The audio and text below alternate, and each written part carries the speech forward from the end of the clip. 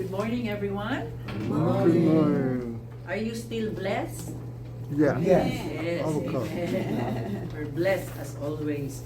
We praise the Lord. God is so good.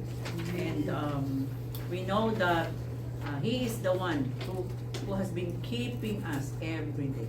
Amen? There is a saying in the Philippines that says, every gising is a blessing. Gising is the Tagalog word for waking up. Waking up. Yeah. So every time we wake up, it is a blessing from God. Amen? Amen. So we are blessed. And let's continue to hold on to Jesus' promise that He's coming soon. He's coming very soon. So many signs that proves and we praise God because He is the one keeping us until we see Him face to face. Amen? Amen. Praise the Lord. This morning, I asked you in our group chat to read certain chapters in the book of Numbers and even in Hebrews. And we can learn a lesson, a warning from what happened to the Israelites. It could happen to us if we will not be careful. So later, after we finish reading our main scriptures, I would like to give more emphasis on the lessons that we would learn from the Israelites that we can apply to our life now as we follow the Lord Jesus Christ. Okay? Before we continue with our meditation and study of the Word, let us all pray. Gracious, loving Father, we thank you for another opportunity to preach your Word, to speak the Word to your people.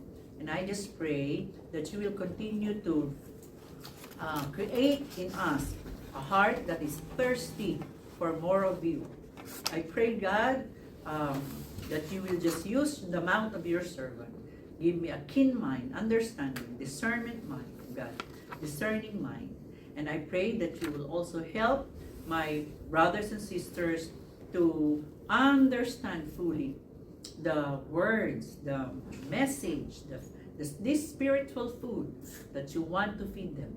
May they take it, absorb it, and may it give nutrients, good health to their spirit, and it will bear fruit in their lives. Oh Father, thank you. Thank you, Jesus, that because of you, we can come to the Father. And thank you for the guidance of the Holy Spirit as we study your words. Please continue to bless us as we meditate. And this is my prayer, humbly asking in Jesus' name. Amen. And amen. I entitled the message this morning, Conscientious. I also had a hard time pronouncing it. Conscientious obedience. Okay? As I was trying to find this kind of special obedience, okay? Obedience that is not just obeying, but there's more on it. So I think one better English word to describe this kind of obedience is conscientious. Okay? So later on we will learn what is that word, conscientious. Conscientious. Okay, conscientious. Conscientious. You have to move your lips. Conscientious. To be able to pronounce it well. I know the Korean language, you are not so much in mouth. You're more on the inside of the mouth. But usually in English, you really have to do the expression on the lips. Apple.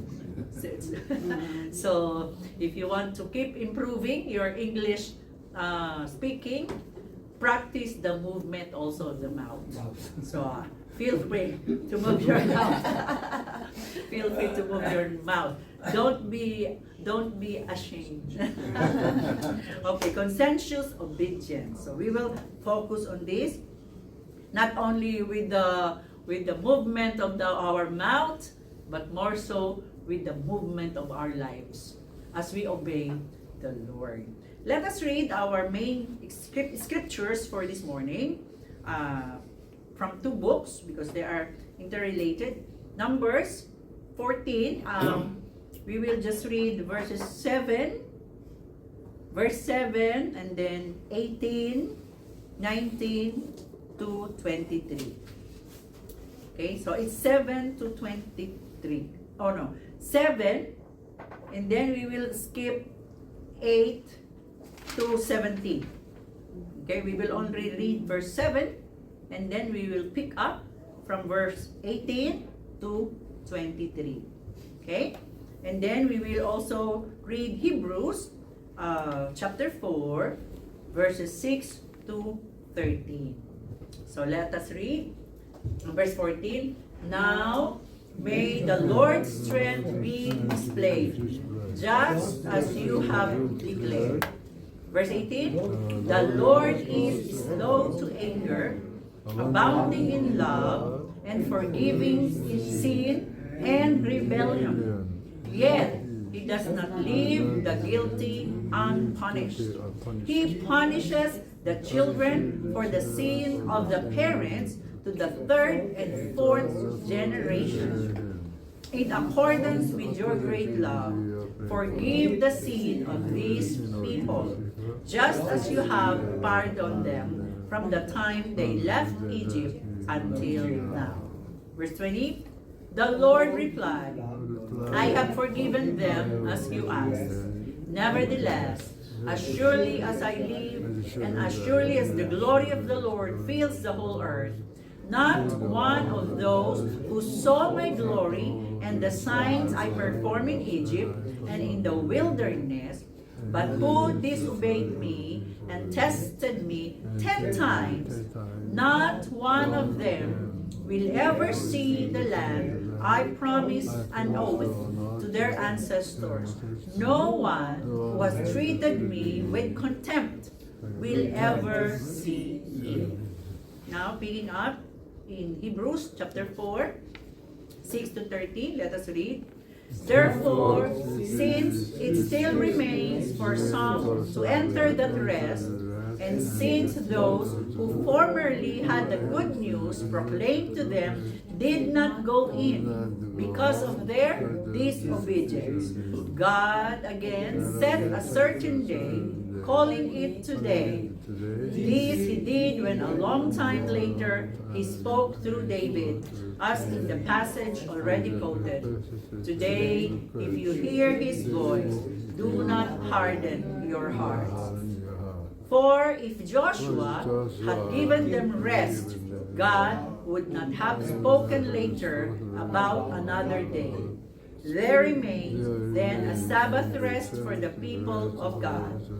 For anyone who enters God's rest also rests from their works, just as God did from His. Let us therefore make every effort to enter that rest, so that no one will perish by following their example of disobedience. 12. For the word of God is alive and active, sharper than any double-edged sword. It penetrates even to dividing soul and spirit, joints and marrow. It judges the thoughts and attitudes of the heart. Nothing in all creation is hidden from God's sight. Everything is uncovered and laid bare before the eyes of Him to whom we must give account. May the Lord bless the reading of His words. What is this all about? Okay, a little summary about what happened to Israel. We know that Israel had been a slave in Egypt for so many years. If I'm not mistaken, 400 years. Okay, if my memory is right, but many years. And then God sent Moses to deliver them from Egypt. And even before they came out of Egypt, the Israelites already saw the power of God. When God was against Egypt, but preserving Israel. Until the firstborn of Egypt all died, while all the firstborn of Israel were saved and secured. So it was the hand of God protecting them. And then when they went out of Egypt, another miracle, the Red Sea was parted. It was, who can do that? They thought it was Moses and Moses' staff. But no, Moses was just an instrument. It was God. God who made the heaven and the earth. He was the one who parted the sea. So, and then when they asked for food, God gave them manna. Something that fell down from heaven. When they want meat, God gave them quail. God provided. When they were thirsty, God provided water from the rock. Moses just, God told Moses, okay, hit the rock with your staff, and water came out of the rock. All those miracles. Plus, day and night, they have the clouds, the big cloud. You know, the purpose of the cloud, the first purpose, to let them know that God is with them. The cloud was their guide. It represents the presence of God. And you know what else? At night, the cloud was, oh,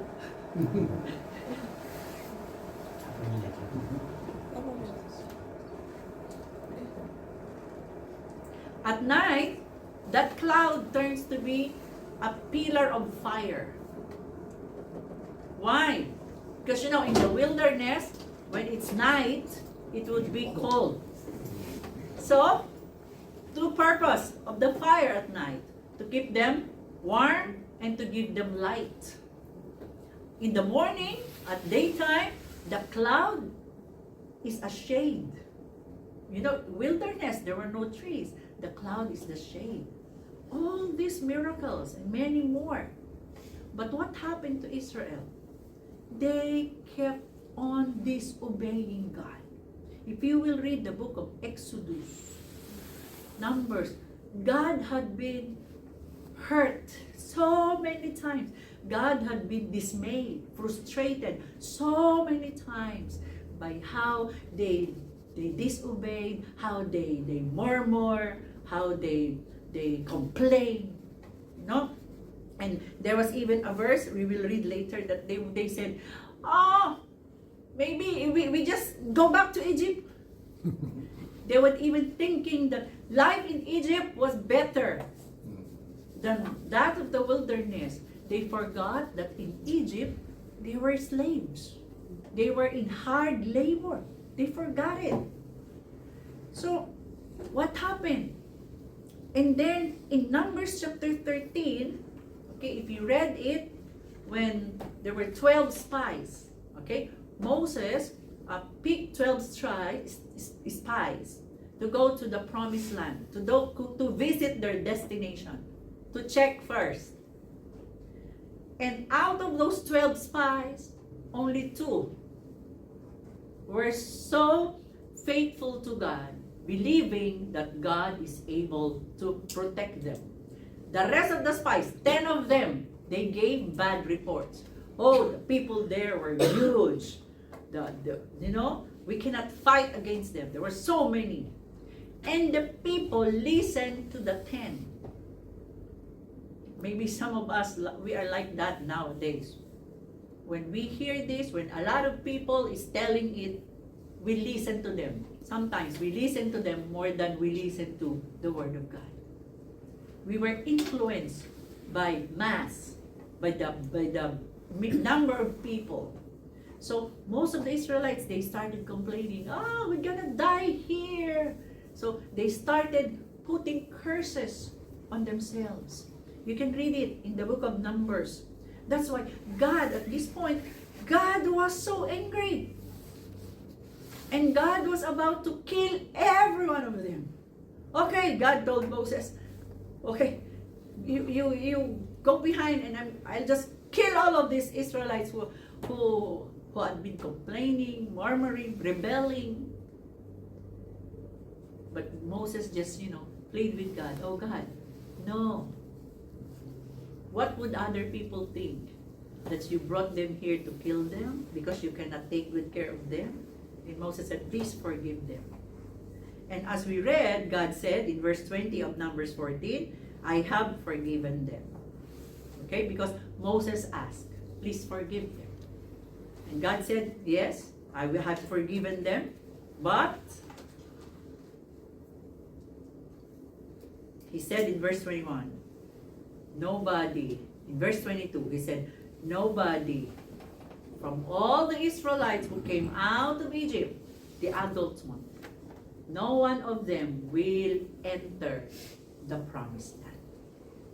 So from that time on, they went around 40 years in the desert until all those murmuring Israelites, disobedient Israelites, disbelieving Israelites died in the wilderness, just as they have said. Because they kept on saying, oh, we're gonna die here. And God said, okay, I will do to them just what they have said. And they died in the wilderness. And the batch, the generations that went into the promised land are the new generations. They were born in the wilderness. Okay? And only Caleb and Joshua, those who believed God, those who obeyed God with all their heart, was able to enter the promised land. What is that to us, brothers and sisters? What is that to us? First, let us study the word conscientious. Okay? I don't know if I have, conscientious. Let me give the two definitions. Okay? Conscientious means it is exercising attentive care to avoid errors or omissions, concerns with doing something correctly. It is someone who is meticulous, who is careful. Okay? Meticulous, like, I know Koreans. You are so meticulous. Like when you do things, you just don't do and okay, it's okay. Kaya sira. When I work, 1998, I worked as a secretary to Korea International Mission in the Philippines. And this is my second job. My second sajam was a Korean. Okay? And I had to admit, I'm sorry, but I hope and pray that this will keep on changing. Most of Filipinos, we have this, we just do it, and when we say it's okay, let it be. Yeah. So when I work in this office, when I put like stamp on envelope, okay, because we don't have that, the internet before was only starting. So when I put stamp, sometimes I just put it, boom. Sometimes it's like that, it's crooked, not straight. And I noticed at first, I felt frustrated when my Korean sergeant would see my work. He would say, make this one straight. You have to use ruler. Make it straight. And I was saying, in my mind, it's just a stamp. But he wanted it straight, not crooked, like perfect. I was thinking, he was so meticulous. He was so perfectionist. But I have to obey because he was my sergeant. So I would take it off and then try to paste it perfectly. So I really have. So on that work, my second job, I learned to make everything perfectly done. And I remember the Samonim, his wife, she would come to the office and she would enter the office and she would climb the stairs and her hand would be touching the handrail and she would do like that. I thought she was just holding, like, no, she was not. She was touching it. And then I would see her. And then she would call the janitress. Come here. Yes, ma'am. This one, you need to wipe it. There's still dust. She was touching it. And in my mind, I was, whoa! So meticulous. So, you know, one meaning of a conscientious, someone who is, you know, so refined, so meticulous, like maybe the word perfection, perfectionist. Another meaning is conscientious, it is governed or dictates by the conscience. What he feels is good and right. Okay? He will not just do it because he wanted to do it. Or he will not do it the way he wanted to do it, but he will do it the way his heart, his conviction is telling him to do it. Even if he's tired and he wants to stop, but if his heart is telling him, no, you can do more. Okay. So, you know, it's a different kind of obedience. So, this is what's the meaning of conscientious. Okay, conscientious. So, let's go to the first one. A conscientious obedient refers to a person who is exceptionally what? Diligent, thorough, and principled in their work. Conscientious. While also being willing, look at this, to follow rules, commands, or authority. This combination describes a dependable, responsible individual who takes care to perform tasks accurately and abide by established guidelines. It's a person who follows really the rules. No complaining. Okay? So, I wrote there 4 characteristics of a conscientious, obedient person. What is a conscientious, obedient person? Let's check ourselves. Are we a conscientious, obedient person? So let us not just be satisfied with being obedient, especially to the Word of God, but may we aim to be a higher kind of obedient, a conscientious, obedient person. So these are 4 characteristics. I just want to pass quickly. The first one, a conscientious, obedient person is submissive and humble. Submissive and humble. Someone who follows orders without what? Without doubting, no complaining, no questioning, no arguing. Just like in the military, I know the men here, every one of you underwent the military for 2 years, if I'm not mistaken. And we have here a retired policeman. In the military, okay, we were trained, okay, I can say we, because I also had 2 years in my high school days, military training, rigid, because I aimed to be an officer, so I joined but anyway, we were trained, obey first before you complain, before you ask, obey first. You really have to obey first. So I included the picture of the military guy.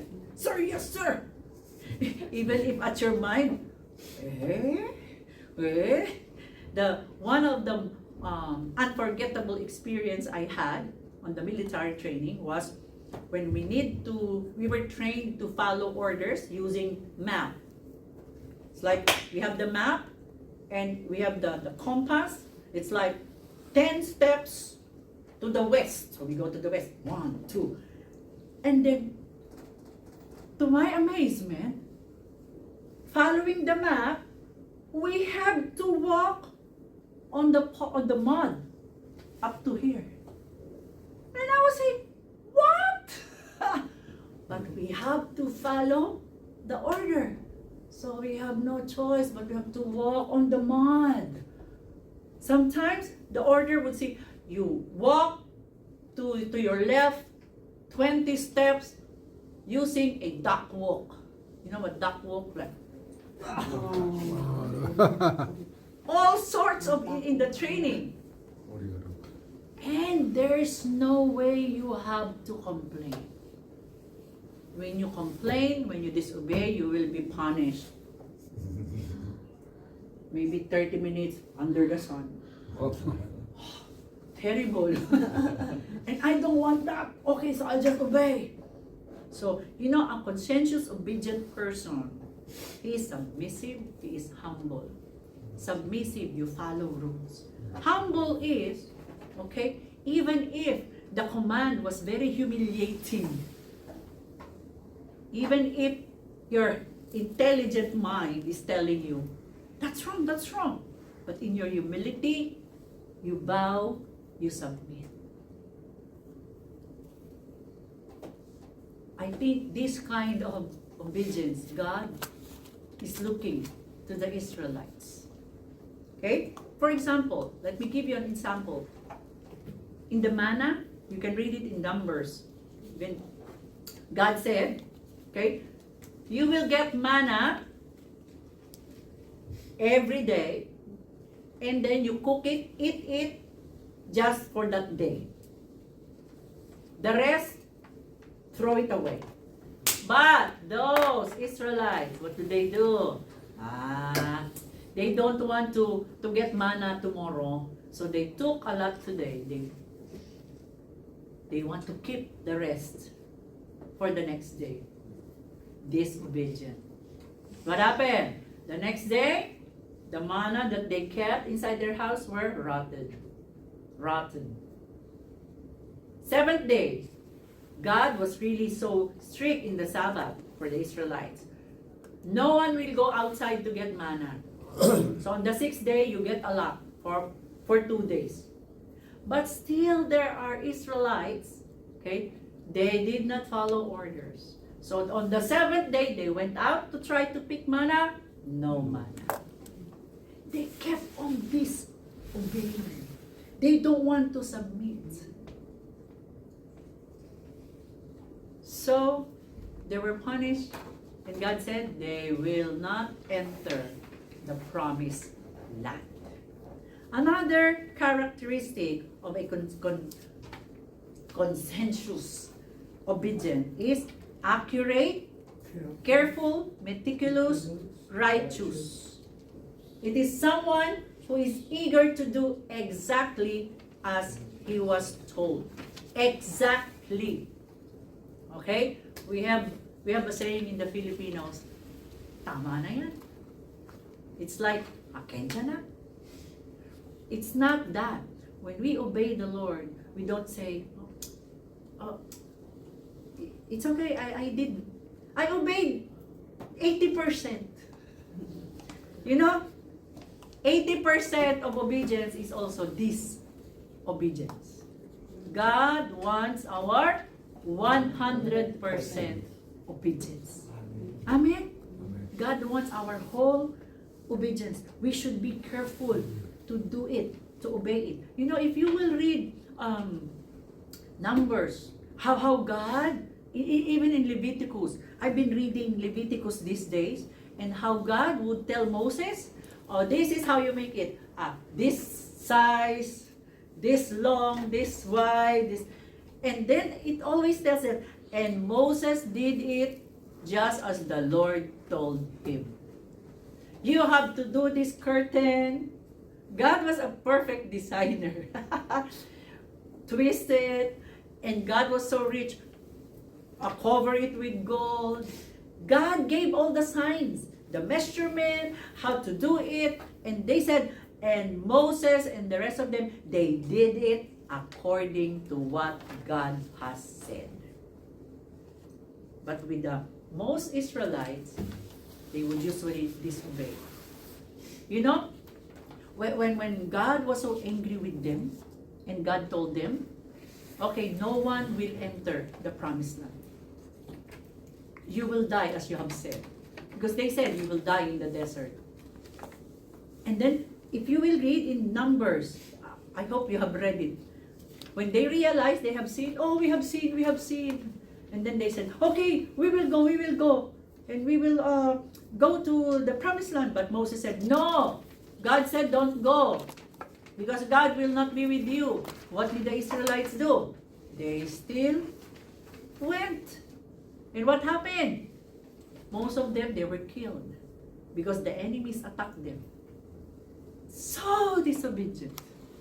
Even, if you would read the book of Judges, the Bible, the book of Judges, like, so many, the Israelites would sin, God will punish them, they will repent, and then everything will go well again.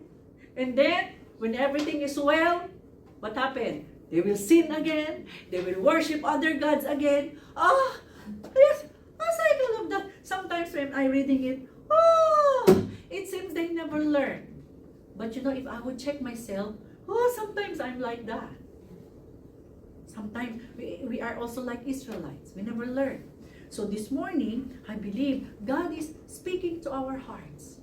Let us keep practicing to be an obedient child of God. Not just obedient, but conscientious, obedient child of God. We should be accurate. Okay? We should be careful. The word meticulous. Have you noticed the picture I included was the woman making cake, baking. Anybody here who knows how to bake? I tried. I did baking when I was a teenager, and I only tried the carrot cake. But in baking, if you placed, let's say, lesser measurement, something terrible will happen to the cake.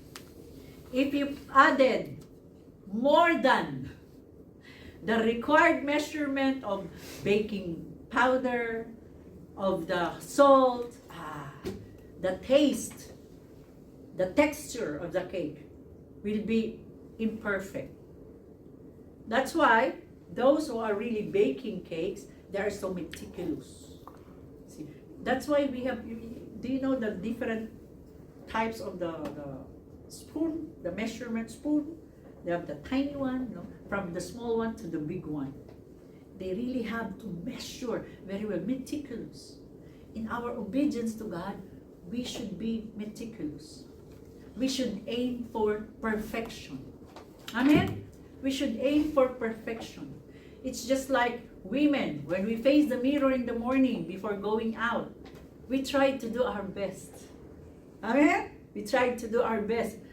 So to the women, I believe you will agree with me. One of the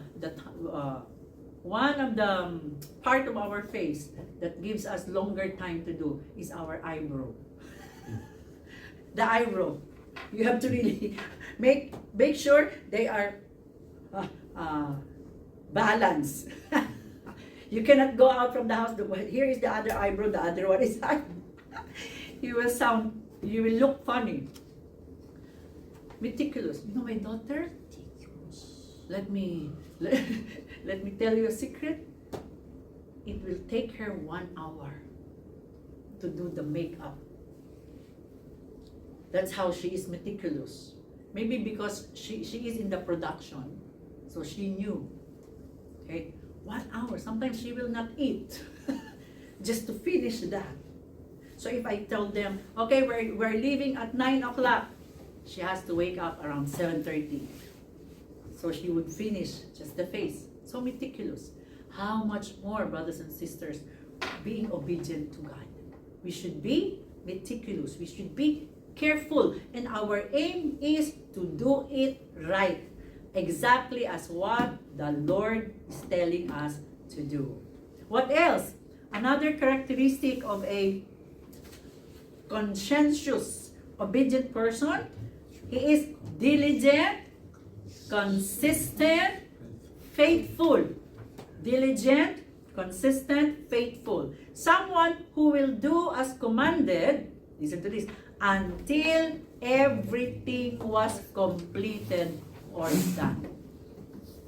You could be meticulous, but when you get tired, I cannot perfect it, I give up. I don't want.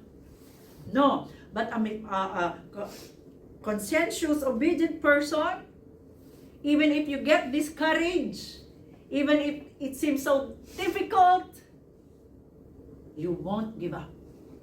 You will keep on. You will, you won't slug. You won't be sluggard. I just feel lazy doing it. I don't want to do it anymore. Now, obeying God, we have to be diligent. Okay? Work hard. Okay? I know Koreans, you're a hard worker. I can see it. That's why I'm telling my husband, you are also like Korean. Hard working. And now because he had been working hard even in the Philippines, being the father at home, now he is at bed. He hurt his back. Yeah. But you have to work hard. Work hard in doing your best to obey God. Amen? Work hard. When God asks us to forgive, work hard to forgive. When God asks us to serve, work hard to serve. When God asks us to love, work hard to love. And consistent. What is consistent? As I've told you, even if it's so tiring, it's hard, you keep on. A consistent person never gives up. Keeps on. Consistent. What you do yesterday, you prayed yesterday, today you also pray. Tomorrow, you pray. What the good thing you do yesterday, as the Lord enables you to do, you will also do today. Consistent. Faithful. So these three, a conscientious, obedient person is diligent, okay, work hardy, consistent, he keeps on, he is faithful. His aim is to finish it. Amen? To finish it. What is your aim, brothers and sisters, as a follower of Jesus Christ? The best aim is, let me share with you my aim. Let me share with you my goal. My goal is to see Jesus face to face. To see Jesus face to face. I believe that's the highest amazing goal. Not money, not house, not a Ferrari. To see Jesus face to face. That goal no money can buy. So, in our obedience to the Word of God, okay, we have to keep on until everything was complete. Don't stop obeying God until you see Jesus face to face. Amen? Amen. Until we see Him face. Why? When we see Jesus face to face, that would be rest time. No need. No need to keep on because that's the final one. We are already with Him. You know, if the Israelites, the promised land is the rest. Rest, why? Because when they reach the promised land, they will no longer be eating manna every day. Manna, manna, manna, manna. Because in Canaan, in the promised land, as Joshua and Caleb said, it is a land flowing with milk and honey. It means it's a very rich land. So that's their aim, to be there. But at this point of time, God had been testing them in the wilderness. Will they keep on? Sometimes, brothers and sisters, we also have our wilderness. God is allowing us to pass through difficulties, problems, situations. God is testing us. Will you keep obeying Him? Will you keep trusting Him? May what happened to the older Israelites be a lesson and a reminder to us. They disobeyed. They kept complaining. They were not faithful in trusting and obeying God. So what happened? They all died in the wilderness. They did not reach their destination. Brothers and sisters, what is our destination? Through Jesus Christ, now we are looking for eternity. Amen? Amen. That is our final destination. So let's use all our effort, our energy, our skill by the grace of God and by the power of the Holy Spirit and by the guidance of His holy words. Let's keep on. When you got tired, just rest. Sit down. God, I'm tired. You know, even as pastors, we also get tired. Don't you ever think that we're reading the Bible 24 hours? No. Sometimes I also sit down and, relax. Watch some wholesome movie. Play some games. Chat with friends. But while doing it, guarding the heart. Guarding the heart. That even when I am in my relaxed mode, my heart is still diligently obeying the Lord. Responsible, the fourth one. A conscientious, obedient person is responsible. Someone who is willing to take into account everything he was asked to do. Have you noticed the picture I used was obedient? Oh, by the way, can you go back to the first one? The picture I displayed, graduation. What's the meaning of that? A student, even if it's so hard, homeworks, research, right?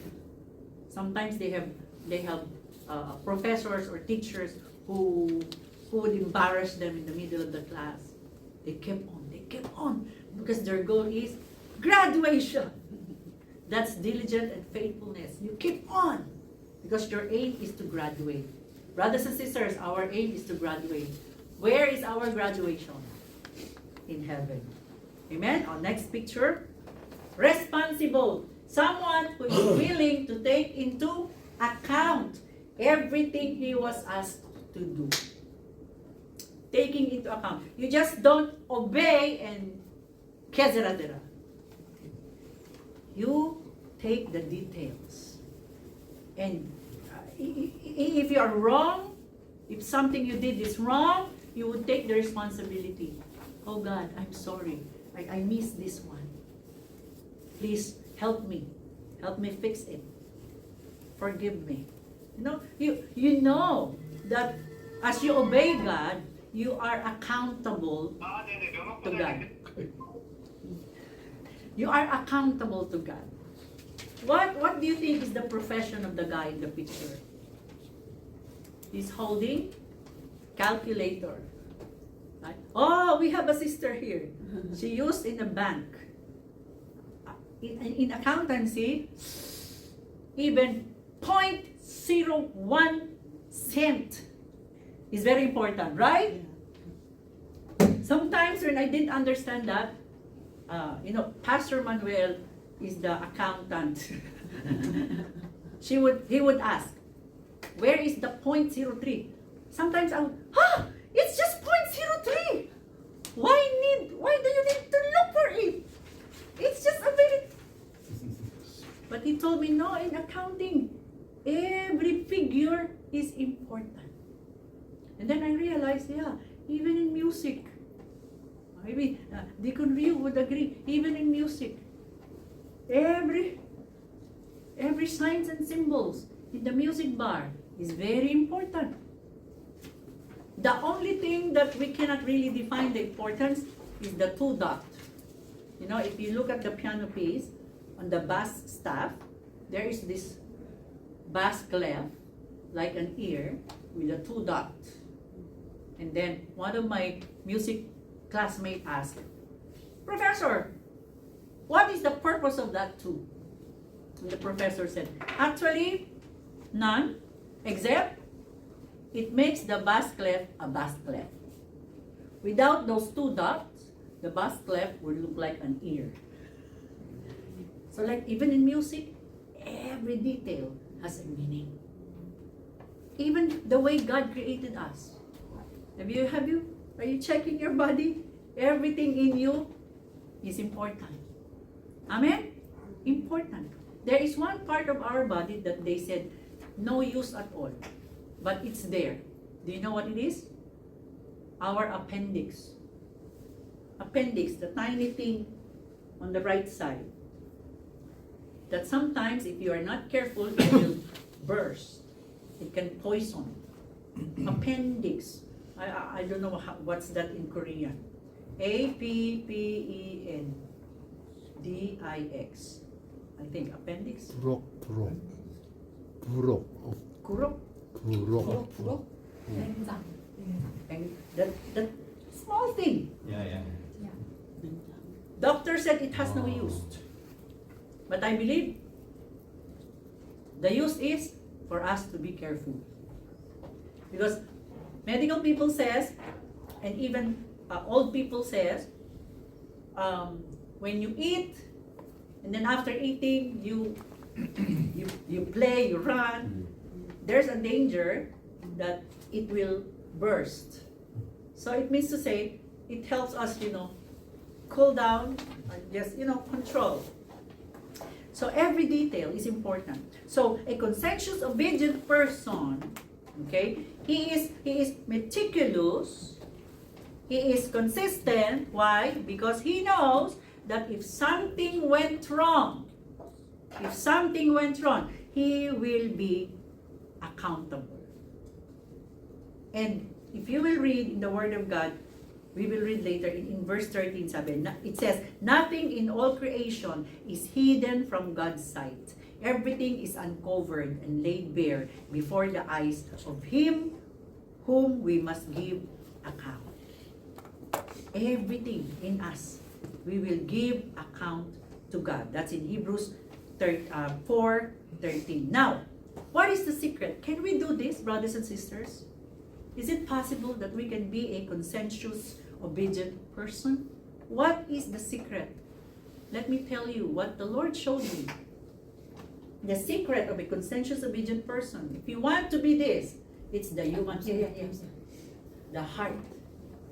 It is our heart. It's the heart. The secret is in our heart. Let's read this verse. For the word of God is alive and active, sharper than any double-edged sword. It penetrates even to dividing soul and spirit, joints and marrow. It judges the thoughts and attitudes of the heart. Nothing in all creation is hidden from God's sight. Everything is uncovered and laid bare before the eyes of Him to whom we must give account.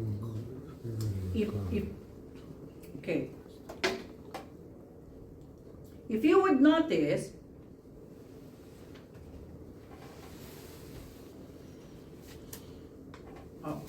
sorry.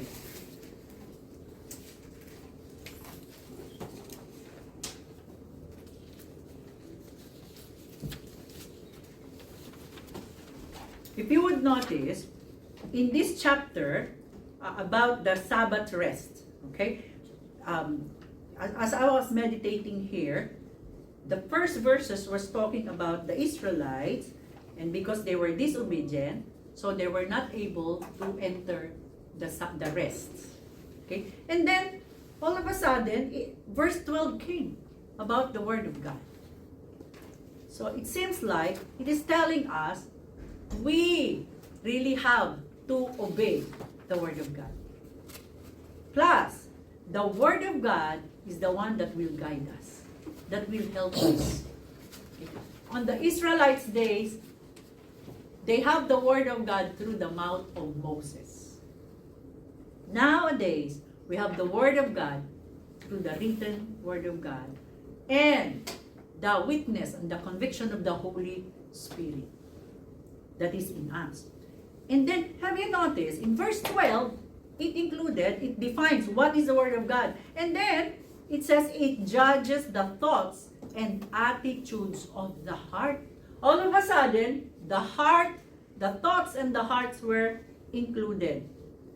As a matter of fact, these two are most of the time, they work together. Right? What you think, you feel. What you feel, you think. If you think that person is so mean, and then you would start to feel angry to that person. Right? If you are hurt, if you feel like you are a nobody, and then your mind will start to think, oh, don't do it. You will not succeed because you are a nobody. So most of the time, these two, they are intertwined.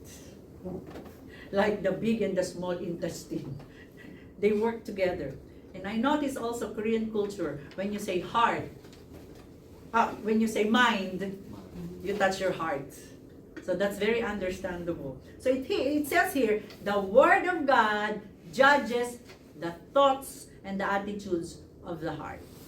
And that's the verse I'm telling you in verse 13. Nothing in all creation is hidden from God, from God's side. Everything is uncovered and laid bare before the eyes of Him, to whom we must give account.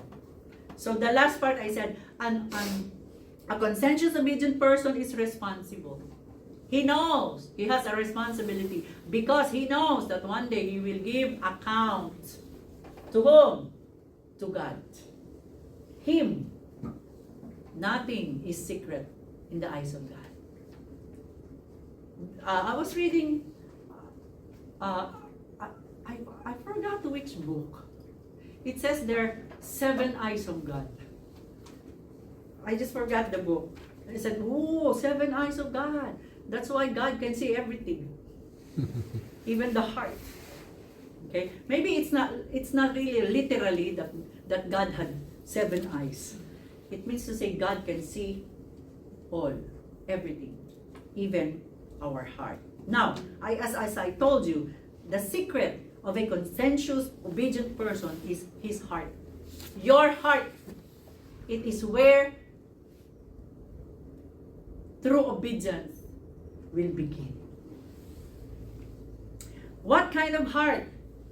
Let me focus on the 2-1.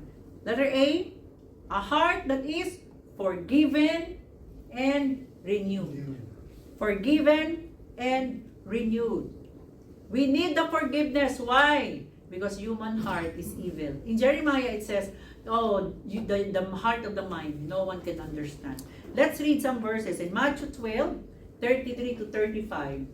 Jesus said, make a tree good, and its fruit will be good. Or make a tree bad, and its fruit will be bad. For a tree is recognized by its fruit. You brood of vipers, how can you who are evil say anything good? For the mouth speaks what the heart is full of. A good man brings good things out of the good stored up in him, and an evil man brings evil things out of the evil stored up in him. Where do we store this? Our heart. Our heart is a big storage room. So Jesus said, if you are storing evil things in your heart, it will come out to your mouth. It will come out to your action. Do you want to experiment? Tomorrow morning when you wake up, think of frightening thoughts. And I tell you, the rest of the day you will be afraid. So, there should be a changed heart. How will our heart be changed? We need to go to God to clean us, to change our heart. Ezekiel 36:25 to 27, it says, I will sprinkle clean water on you, and you will be clean. I will cleanse you from all your impurities and from all your idols. I will give you a new heart and put a new spirit in you. I will remove from you your heart of stone and give you a heart of flesh. And I will put my spirit in you and move you to follow my decrees and be careful to keep my laws. Have you noticed in these verses we read, God has to do the cleansing first of the heart, and then the changing of the heart, and then after that, God will put His Spirit in verse 27, and that Holy Spirit put in us will move us to what? To follow. Amen? So listen, brothers and sisters, we cannot be a conscientious, obedient person without the surrender of our heart to God. We cannot really follow God.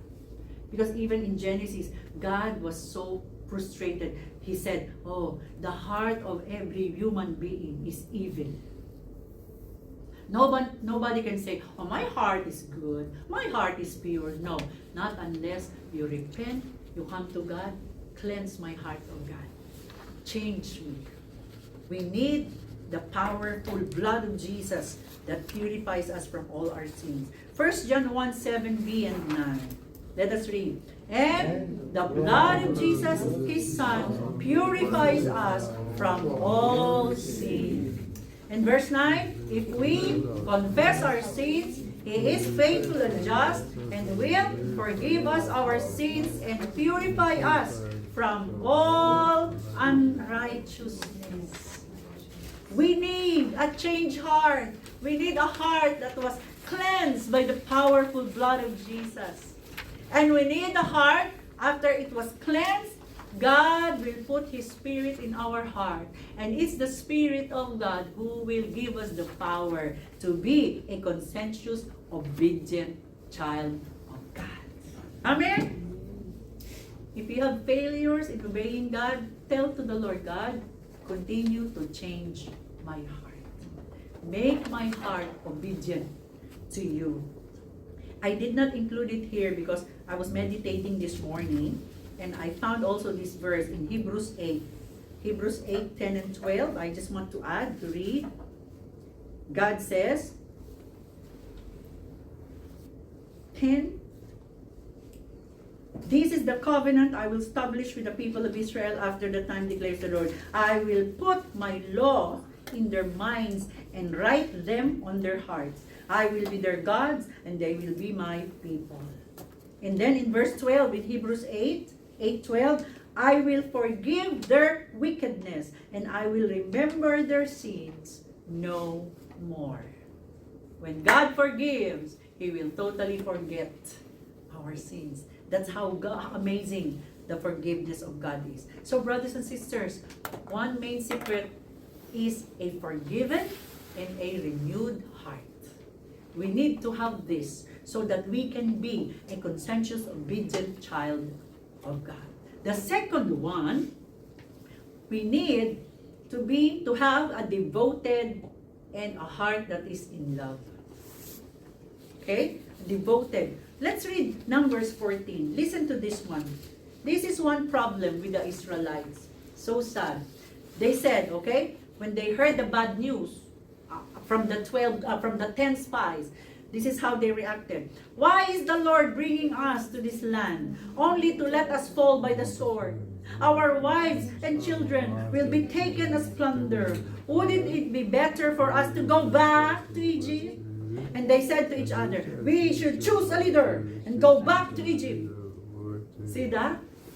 They wanted to go back to the land of slavery. And then they were rebelling against Moses, the leader that God assigned to them. Let's choose another leader and let's go back. Have you seen what's in the heart of these Israelites? Their heart was not really devoted to God.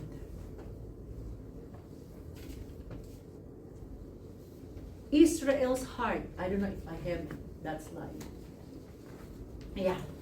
Israel's heart kept going back to Egypt in spite of everything God has shown them. His power, His provision, His protection. Okay? Israel kept forgetting what God has done to them. Their devotion was not to God. They haven't learned to be in love with God. God had been telling them, even in Deuteronomy, we have it, next slide. Let's read this one. Hear, O Israel, the Lord our God, the Lord is one. What is the command? Love the Lord your God with all your heart and with all your soul and with all your strength. These commandments that I give you today are to be on your hearts. Impress them on your children. Actually, there are more on that verse. I just did not included it. Okay? If you will read Deuteronomy 6, let me read some.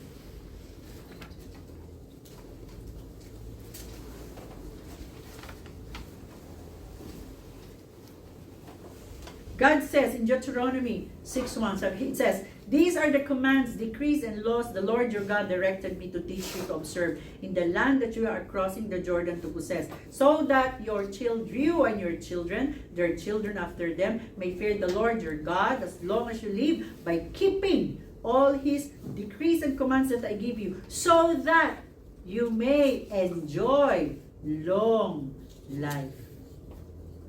God wants us to obey. Why? So that we can enjoy long life. So that we can enjoy His blessings. We need to have a heart that is devoted and so in love to God. Mark 12:28-30. One of the teachers of the law came and heard them debating. Noticing that Jesus had given them a good answer, he asked him, "Of all the commandments, okay, which is the most important?" And Jesus answered, "The most important one is this: Hear, O Israel, the Lord our God, the Lord is one. Love the Lord your God with all your heart, with all your soul, with all your mind, with all your strength." In summary, we can say, love the Lord your God with all of you. Mind, heart, soul, strength, with all of you. Everything that is about you should be loving God. John 14:15-21. Jesus said, "If you love me, keep my commands. He who has my commandments and keeps them, it is he who loves me." See? Our obedience to God is showing Him we love Him. So the Israelites kept on rebelling, kept on disobeying. So they just kept on telling God, "We don't need you, we don't love you." Therefore, in return, God said, "Okay, all of you will die in the desert." Brothers and sisters, we aim that eternal city. So let us keep loving God. Amen? 1 John 3:18, "Dear children, let us not..." 1 John 2:3-6, "We know that we have come to know Him if we keep His commands. Whoever says, 'I know Him,' but does not do what He commands is a liar, and the truth is not in that person. But if anyone obeys His word, love for God is truly made perfect or complete in them. This is how we know we are in Him. Whoever claims to live in Him must live as Jesus did." Brothers and sisters, we don't just say, "I am a Christian," but we should live like a Christian. It was so sad when a Filipina told me, "I have a problem with my mother-in-law, a Korean." And I told her, "You pray for her that she will come to know the Lord." And the Filipina told me, "But Pastor, my mother-in-law keeps on reading the Bible. But the way she speaks, the way she treats me, I don't think she understands what she's reading." So it's a sad news. We don't just read the Word, we live the Word. And we can do it. Why? Again, because of the changed heart, the Holy Spirit that is in us. Amen? 1 John 3:18, "Dear children, let us not love with words or speech, but with actions and in truth." Our love for God should be displayed by our action. 1 John 5:3, loving God means what? Obeying His commands. And God's commands are not too hard for us. Amen. It's not too hard for us. So in application, this year, we are on the second month, is another given year, another chance for us to learn obedience more. And the one main key to obedience is found in where? In our heart. In our heart. Before you disobey the word of God, ask yourself first, do I really love my God? Before you hate your neighbor, you ask yourself, do I really love God? Because when love is the force that enables us to obey, we will do everything we could just to do what we were asked to do. When we want to follow the word of God, it should be because we love God. Amen?